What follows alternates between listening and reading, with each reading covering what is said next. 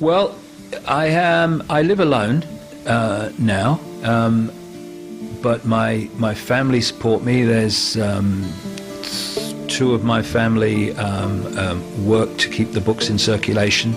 My former wife of 29 years, she runs the whole operation just 5 minutes from here.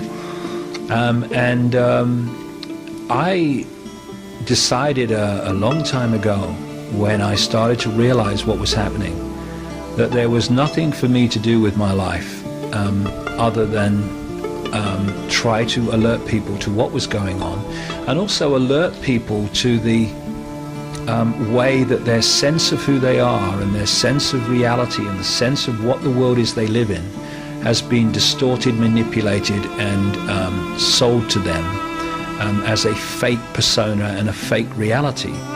And so I get up every morning and I go to bed every night, and between the two I focus almost the entire time on doing what I do.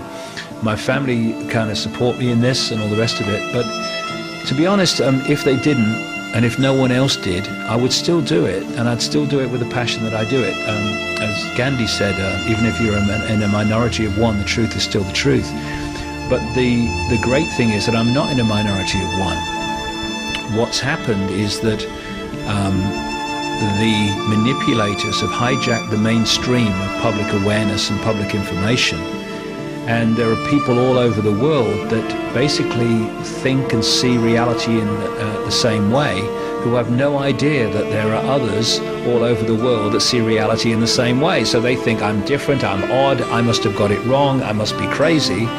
And what I'm trying to do, and what I am doing, I've had a lot of success in doing it, is to be a voice there that says, hey, you're not alone. You know, you're not alone. And if I've had a reaction more than any other over the years, it's thank goodness I realized I wasn't crazy. There are other people that think like me. And it's kind of an antidote to divide and rule. And it's having an effect without any doubt. I mean, I was talking to a man and a dog when I started out.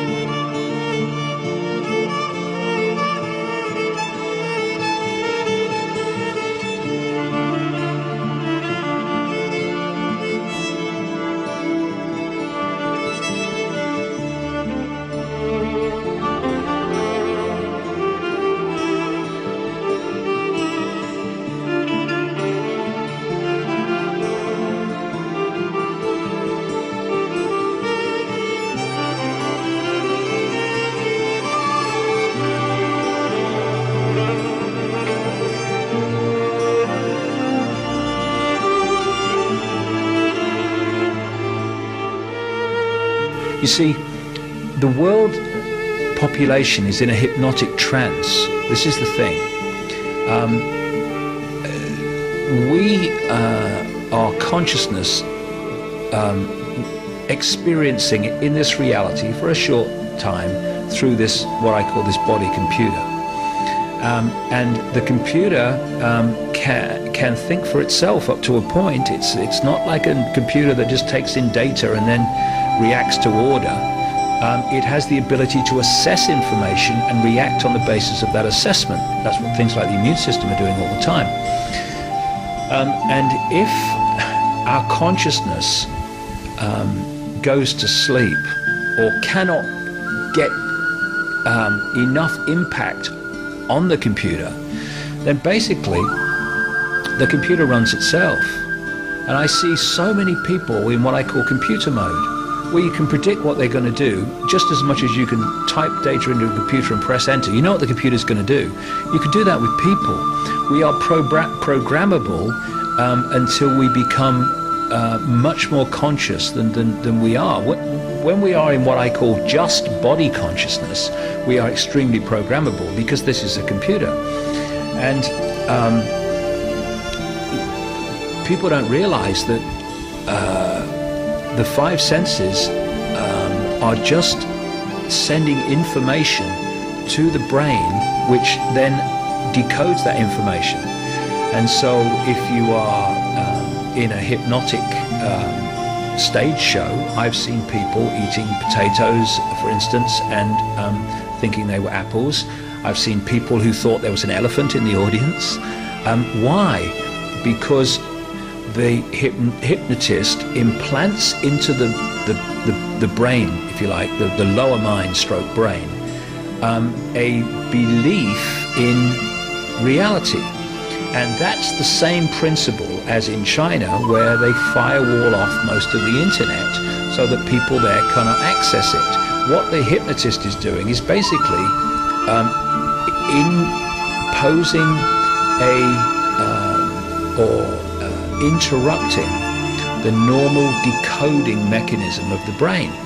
So with the example of the potato and the apple, the electrical signal carrying the taste of the potato, it goes to the brain as normal, but it decodes it differently because of the implanted belief that the guy's eaten an apple.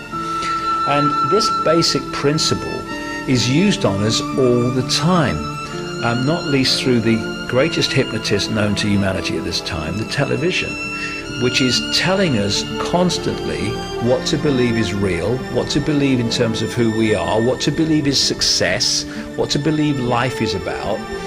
And if we then go through an education system which is nothing more than indoctrinating children with the official version of reality, then by the time we become adults, we can become, if we are not holding our consciousness, we can become only body conscious, and we can become programmed in the way that we see the world. We can become hypnotized, like Stooges on the stage of a hypnotist.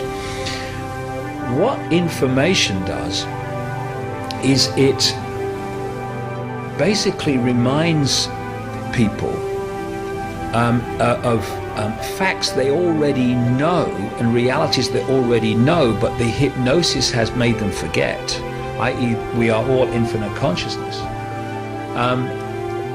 And it triggers them to start to wake up. It's like whispering in their ear, wake up, wake up, wake up. Your infinite consciousness, remember. And it can have a very powerful effect on people, where people wake up real fast and go, whoa, why didn't I see it before? Because you just woke up from the trance. And information is a very, very powerful thing for changing people's sense of reality. And that's what I'm trying to do, get it into places it wasn't getting before. Einstein has a wonderful phrase.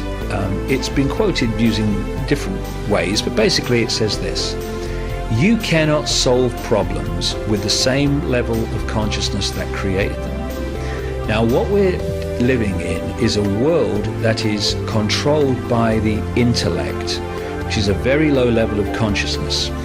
The intellect operates through the left brain overwhelmingly, and it's about language, it's about seeing the world in parts, it's about looking at the complexity and delving into the complexity, and it's about, can I see it, touch it, taste it, smell it, therefore it must exist.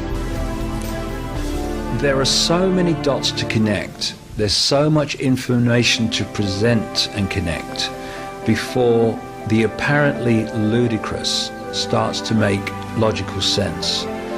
The mainstream media will never ever give you enough time to make those connections. So what I do with that whole reptilian side of my work is I'll talk about it in my own public presentations, where I can give it as much time as I decide to give it. I write about it extensively in my books for the same reason, but in the mainstream I will not talk about it because I know that it's going to be reported in the same way. Oh, it says giant space lizards run the world, and you know, and so, well, they I'll ask you a question which answers your question. What level of consciousness controls the mainstream media? The intellect, and sometimes a very, very, very low level of intellect. And therefore, apart from the odd journalist who is more whole-brained, if you like, and multi-level consciousness, not just intellectually conscious, then they're just not going to see it. They're not going to get it. I mean, it's extraordinary that you can talk to a lady with no formal education and all the rest of it, and she gets it, and can see it and can feel it. And then you talk to a journalist or an intellectual from Oxford University, and they look at you as if you've just walked off a spaceship, because they can't get it, because they're not accessing those levels of consciousness that can get it. So, of course, an intellect-controlled media is going to see me as crazy, insane, dotty, I think that's a word I can use, and all the rest of it. So, but you have to accept that. But I've learned one great thing over the years: people can't unhear something, and the reason that enormous numbers of people are now turning to my work, overwhelmingly the reason is because things I wrote about in my books years ago are now happening. That's the key reason. And if I had not said and wrote what I did, despite the ridicule and the hostility, then they'd have never read it, and they'd have never then seen that it's happening now.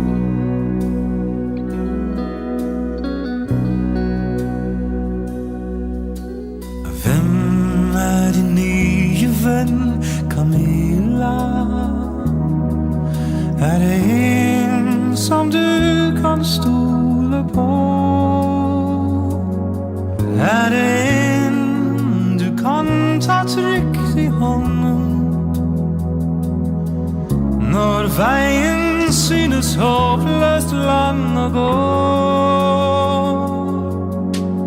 Natten vil komme snart, Camilla. Da blir himmelen mørk med stjerner på, og du trenger en å ta i hånden, for ennå har du langt igjen å gå. Camilla, Camilla, hva tenker du nå? Tør du tro han en venn som du kan stole på?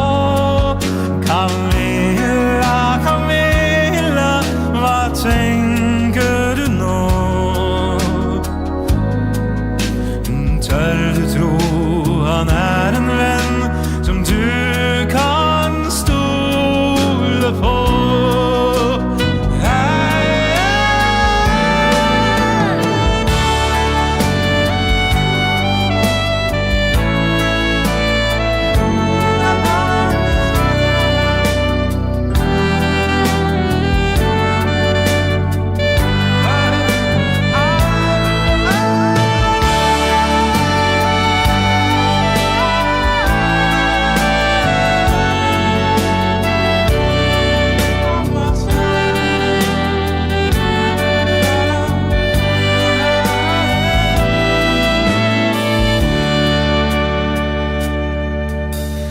Gråt ikke mer for meg, Camilla, for mitt liv som tyv helt forbi. Jeg må ta den straffen jeg fortjener, så kommer jeg igjen, da jeg fri. Sebastian, en dag du fri, og det skal bli en dag med nye muligheter i. Camilla, Camilla, jeg kommer igjen, og jeg tror at du